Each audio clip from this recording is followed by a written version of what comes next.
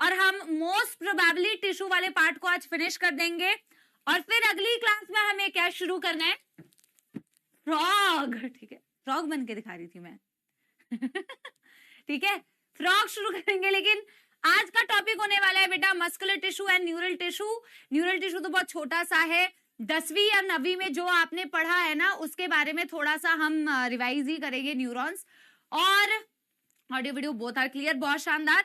लेकिन बेटा नोटबुक सारे बच्चे एक बारी बंद करेंगे फटाफट से, सारे बच्चे। यार मनीष गर्म पानी, नोटबुक सारे बच्चे बंद करो, no cheating no cheating no cheating. जल्दी से शुरू करेंगे बेटा समाप्ति एक्सप्रेस, क्विक रिवीजन ऑफ बेटा लास्ट क्लास।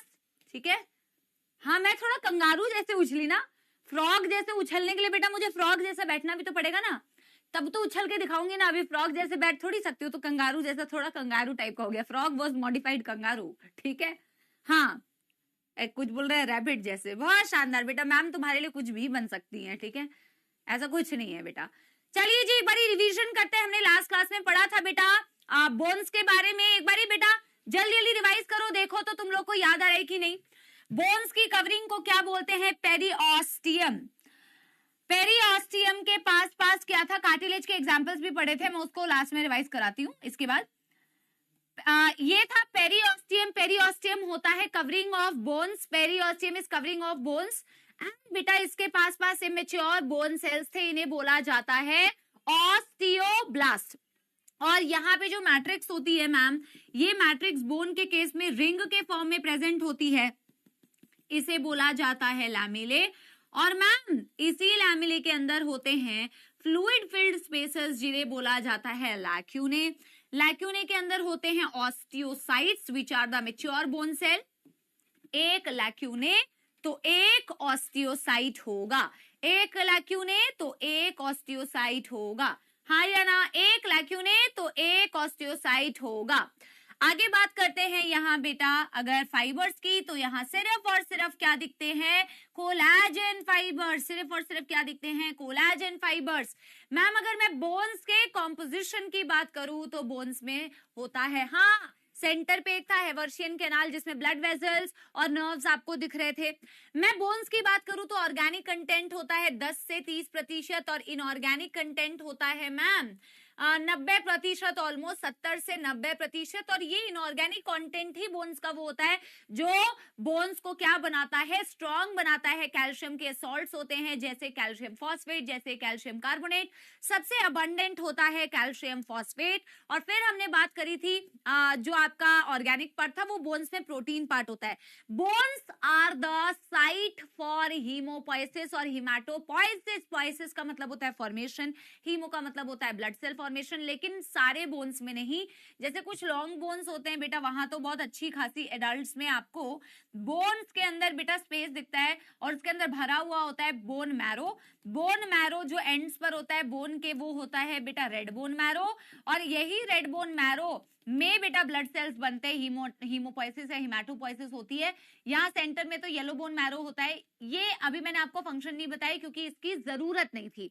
तो रेड बोन मैरो में हो रहा है हीमोपोइसिस, हिमाटोपोइसिस। और बोन्स का जो मैट्रिक्स था वो सॉलिड था, हार्ड था, नॉन प्लाइबल था। पूरी कहानी आप पढ़ लो और फिर आपको यही वाली लाइन याद ना रहे तो पूरी कहानी पढ़ने का कोई मतलब नहीं है बेटा। बोन का matrix solid, hard, non pliable, टूट जाएगा ज्यादा कंप्रेस करोगे तो। बोन्स में अगर आप देखोगे मेन स्ट्रक्चरल फ्रेमवर्क बना रहा है बॉडी का, सपोर्ट दे रहा है आपके इंटरनल विसरल ऑर्गन्स को बेटा, प्रोटेक्ट कर रहा है आपके लंग्स को, प्रोटेक्ट कर रहा है भाई। चीजें आपके रिब गेज के अंदर वेल प्रोटेक्टेड है।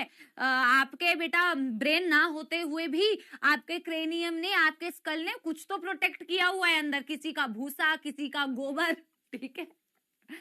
तो एनीवे बेटा तो आपकी बोन इस तरीके की प्रोटेक्शन देती है। और बेटा हड्डियों के तो बहुत सारे एग्जांपल्स है, जहां देखो तो बेटा बहुत सारी हड्डियां हैं आपकी बॉडी में, काफी सारे एग्जांपल्स आपने पढ़े।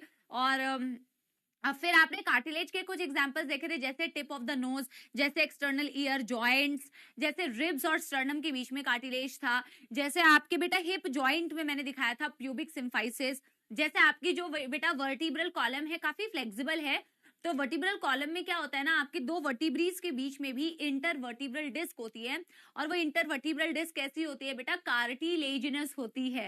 अरे मैम मुझे हर्ट हो रहा है, मैम मुझे हर्ट हो रहा है मैम, बड़ी चलिए डन डन डन डन मेरे प्यारे सपोलो। फिर आपने फ्लूइड कनेक्टिव टिश्यू पढ़ा था, फ्लूइड कनेक्टिव टिश्यू, भैया इसके बाद एक ग्रीन टी दे जाएंगे क्या?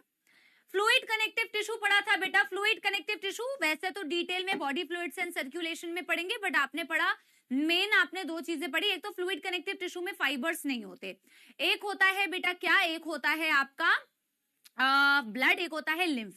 लिम्फ बेटा ब्लड से ही बना होता है, मेन सर्कुलेटिंग फ्लूइड आपका क्या है, ब्लड। ब्लड के कंपोनेंट्स मैंने लिखवाया था, उसका लिक्विड पार्ट होता है प्लाज्मा, प्लाज्मा को मैट्रिक्स बोलते हैं एक्चुअल में, और उस लिक्विड वाले पार्ट में बहुत सारे सेल्स स्विम कर रहे होते हैं, जो होते हैं आपके फॉर्म्ड एलिमेंट्स। इनमें आते हैं आपके ब्लड सेल्स, और इनमें आते हैं blood platelets. Blood platelets true cells नहीं होते हैं बेटा, वो आगे चैप्टर में आप पढ़ोगे, है ना। ब्लड सेल्स में आते हैं red blood cells, erythrocyte, white blood cells यानी कि ल्यूकोसाइट्स। काम होता है बहुत सारी चीजों को ट्रांसपोर्ट करना, transportation of gases, transportation of nutrients, hormones etcetera etcetera. मैंने आपको एक होमवर्क दिया था, एक होमवर्क, ग्रीन टी बेटा ना पता है मजबूरी में पीना पड़ता है। मैं, कई बच्चे मुझे पूछते हैं कि मैम आप गर्म पानी क्यों पीते रहते हो, मैम आप ग्रीन टी, क्योंकि बेटा मेरी जो आवाज है ना वो इतनी मधुर इसीलिए निकल पाती है, मधुर निकलती है मुझे नहीं पता, बट एटलीस्ट तुमको क्लास में सोने तो नहीं देती है, इतना मुझे पता है, ठीक है। तो वो गले को आराम देने के लिए, क्योंकि इतनी क्लासेस हो जाती हैं कि आपको गर्म पानी से गले को रेस्ट देना पड़ता है, तो मैं गर्म पानी पीती हूँ। मैं आपको पता है एक्सट्रीम गर्मी में भी ना नॉर्मल पानी पीती हूँ, गर्म पानी घर में मैं बोल रही हूँ, मैं फ्रिज का पानी नहीं पीती, मुझसे पिया ही नहीं जाता है, मेरा गला बिल्कुल बैंड बजी रहती है, ठंडी चीजें तो मैं पीती नहीं हूँ। और ग्रीन टी भी पीने का बेटा आई डोंट, ऐसा नहीं है मैम ग्रीन टी पीती, भैया चाय के नाम पे बेटा धब्बा है ग्रीन टी, पहली बात ये सुन लो, ठीक है। लेकिन वो भी ग्रीन टी बेटा इसीलिए पी लेती हूँ, एक तो क्या बोलते हैं कुछ गर्म के साथ में कुछ हो जाता है पीने के लिए, पी पी के आदत हो गई है।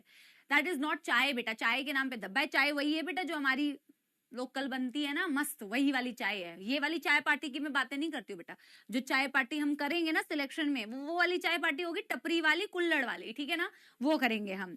तो ये ना समझना कि अरे रोज green tea, what green tea, green tea nonsense. चलो आओ शुरू करें बेटा आज का टॉपिक। यस एवरीबॉडी जल्दी से बताएं।